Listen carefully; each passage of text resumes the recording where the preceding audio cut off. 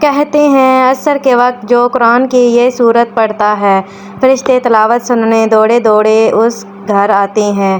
بسم اللہ الرحمن الرحیم۔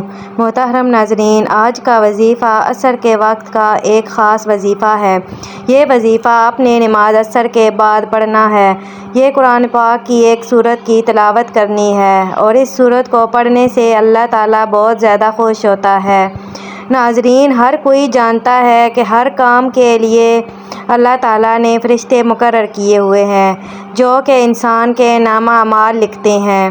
ہر فرشتے کا اپنا اپنا کام ہے جو اللہ تعالیٰ نے اس کے ذمہ لگایا ہے۔ اس مال پر نگہبان فرشتوں کی اور جماعتیں جو باری باری در پہ آتے جاتے رہتے ہیں، رات کے الگ دن کے الگ، اور جیسا کہ دو فرشتے انسان کے دائیں بائیں اعمال لکھنے پر مقرر ہیں، دائیں والا نیکیاں لکھتا ہے، بائیں والا بدیاں لکھتا ہے، اسی طرح دو فرشتے اس انسان کے آگے پیچھے ہیں جو رات کے الگ دن کے الگ۔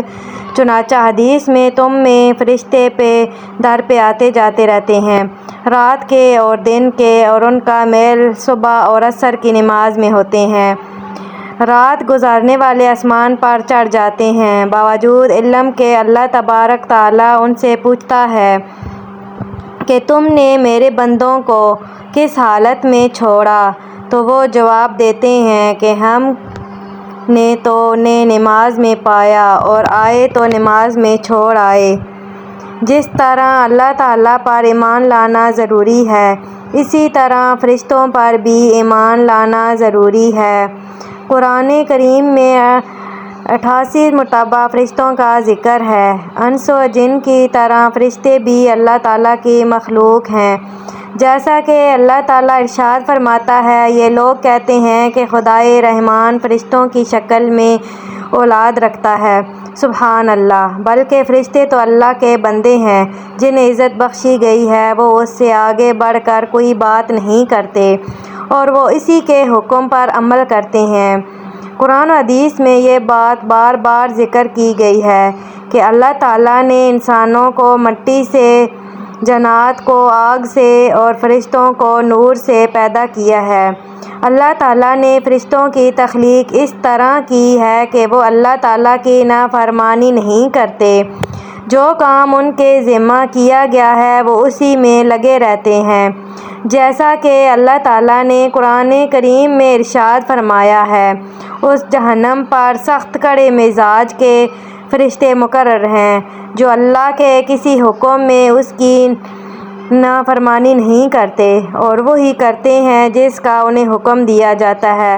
فرشتوں کو خالق کائنات نے ایسا بنایا ہے کہ وہ نہ کھاتے ہیں اور نہ پیتے ہیں، جیسا کہ اللہ تعالیٰ نے سورۃ الذاریات آیت 24 سے 27 میں حضرت ابراہیم علیہ السلام کے پاس شک و شبہ ہوا۔ بعد میں حضرت ابراہیم علیہ السلام کو معلوم ہوا کہ یہ تو فرشتے ہیں اور فرشتوں کی فطرت میں کھانا پینا نہیں۔ اسی طرح فرشتے نہ مرد ہوتے ہیں نہ عورت۔ سورۃ الصافات آیت نمبر 149 سے 151 میں اللہ تعالیٰ نے مشرکین مکہ کے عقیدہ کی تردید کی ہے کہ وہ فرشتوں کو اللہ تعالیٰ کی بیٹیاں کہا کرتے تھے۔ جس طرح اللہ تعالیٰ کی ذات پر ایمان لانا ضروری ہے، اسی طرح نور سے پیدا ہوئی مخلوق یعنی فرشتوں پر بھی ایمان لانا ضروری ہے۔ اللہ تعالیٰ نے قرآن کریم میں تقریباً 88 مرتبہ فرشتوں کا ذکر فرمایا ہے۔ حدیث نبویہ میں بھی فرشتوں کا بار بار کا ذکر آیا ہے۔ اللہ تعالیٰ نے سورۃ البقرہ آیت نمبر 285 میں فرمایا ہے، یہ رسول تمام مسلمان اللہ پر، اس کے فرشتوں پر، اس کی کتاب پر اور اس کے رسولوں پر ایمان لائے ہیں۔ مسلمانوں کی طرح یہود و نصاری بھی تسلیم کرتے ہیں کہ فرشتوں کو اللہ تعالیٰ نے نور سے پیدا کیا ہے، یعنی دیگر آسمانی کتابوں اور صحائفوں میں بھی فرشتوں کا ذکر ملتا ہے۔ عقل کا تقاضا بھی یہی ہے کہ اللہ تعالیٰ جن کو ہم نے بنا دے کے خالق کائنات تسلیم کیا ہے، اور انس و جن جنہیں اچھے کام کرنے اور برے کام سے رکنے کا مکلف بنایا گیا ہے، کے درمیان اللہ تعالیٰ کی ایک معصوم مخلوق موجود ہو جو اللہ کے پیغام کو بندوں تک اور بندوں کے اعمال کو کو اللہ تعالیٰ تک پہنچانے اور جزا کے دن کے لیے پوری زندگی کے ایک ایک لمحہ کے اعمال کو ریکارڈ کرنے اور دنیا کے نظام کو چلانے میں اللہ کے حکم کے مطابق اپنی ذمہ داریاں بحسن خوبی انجام دے۔ حالانکہ ہمارا یہ ایمان و عقیدہ ہے کہ اللہ تعالیٰ ہر چیز سے پوری طرح واقف ہے، اسے فرشتوں کی ضرورت نہیں ہے۔ چنانچہ دنیا کے ہر مذہب میں کسی نہ کسی شکل میں فرشتوں کا تصور موجود ہے، صرف لا مذہب لوگ ہی فرشتوں کے وجود کے منکر ہیں، جن کے پاس سوائے اس کے کوئی دلیل نہیں ہے کہ ہم ان کو نہیں دیکھتے ہیں، لیکن یہ ان کا کہنا غلط ہے، جس کے رد کی بھی ضرورت نہیں ہے، کیونکہ دنیا میں بے شمار چیزیں نہ دیکھنے کے باوجود دنیا ان کو تسلیم کرتی ہے۔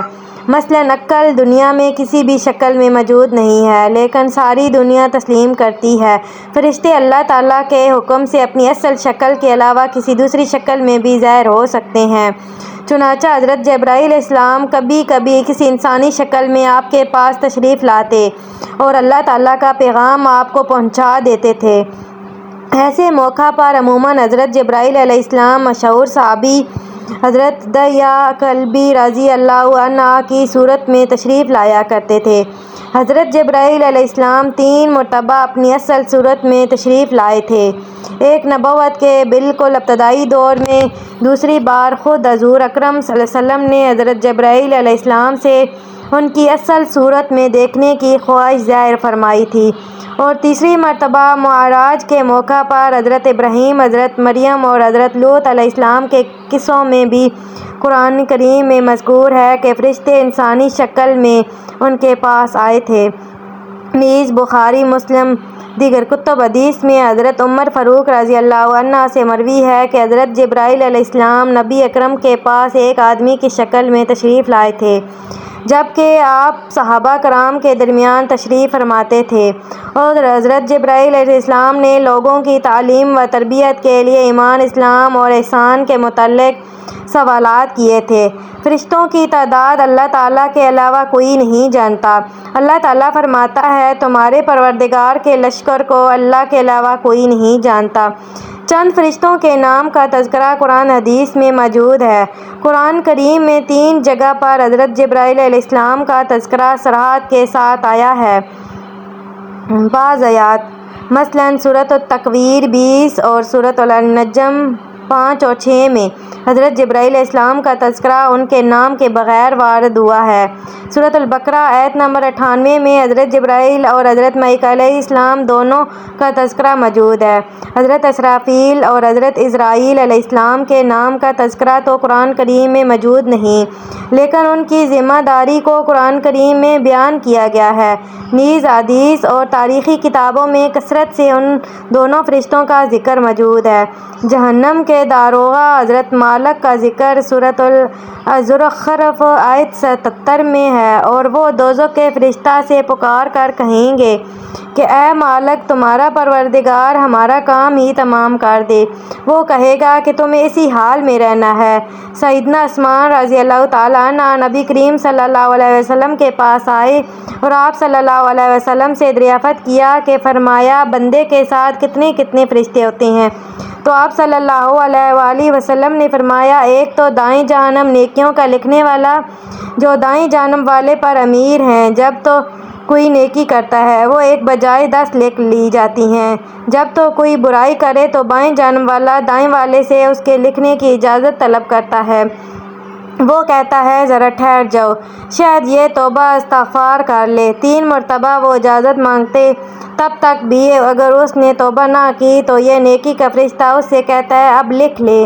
اللہ ہمیں اس سے بچائے، یہ تو بڑا برا ساتھی ہے، اسے اللہ کا لحاظ نہیں، یہ اس سے بھی نہیں شرماتا۔ اللہ والوں، جو بندہ عصر کے وقت قرآن کی یہ سورت پڑھتا ہے، جو کہ بہت ہی پیاری سورت ہے، یہ وہ سورت ہے جب یہ سورت نازل ہوئی تو اس کے ساتھ 70,000 فرشتے زمین پر اترے، تو اس سورت کی قدر کیجیے۔ ناظرین، یہ سورت انعام ہے۔ حضرت جابر بن عبداللہ رضی اللہ تعالیٰ عنہ سے مروی ہے کہ رسول اللہ صلی اللہ علیہ وسلم کا ارشاد ہے کہ جو شخص سورت انعام کی ابتدائی 3 آیات کی تلاوت کرے تو اللہ تعالیٰ اس پر 40,000 فرشتے مقرر فرما دیتے ہیں جو اس کے لیے قیامت تک اپنی عبادت کے برابر ثواب لکھتے رہتے ہیں۔ اگر آپ اس سورت کی تلاوت کرنا شروع کریں گے تو آپ کے گھر 40,000 فرشتے آئیں گے اللہ کی رحمتیں برکتیں لے کر، اور یہ فرشتے قیامت تک آپ کے نامہ اعمال میں عبادت کا ثواب لکھتے رہیں گے۔ عصر کی نماز کے بعد اس سورت کی ایک بار تلاوت لازمی کریں۔ یہ سورت 7ویں 8ویں پارے کی سورت ہے۔ اگر آپ یہ سورت پوری نہیں پڑھ سکتے تو عصر کے بعد اس کی پہلی 3 آیات لازمی پڑھیں۔ وہ 3 آیات 6 ہیں۔ عصر یا فجر کے بعد ان کو لازمی پڑھا کریں۔ جب آپ ان کی آیات کو پڑھیں گے تو آپ کے دل میں آپ کی جو حاجت ہوگی انشاءاللہ ہاتھ اٹھانے سے پہلے ہی وہ قبول ہو جائے گی۔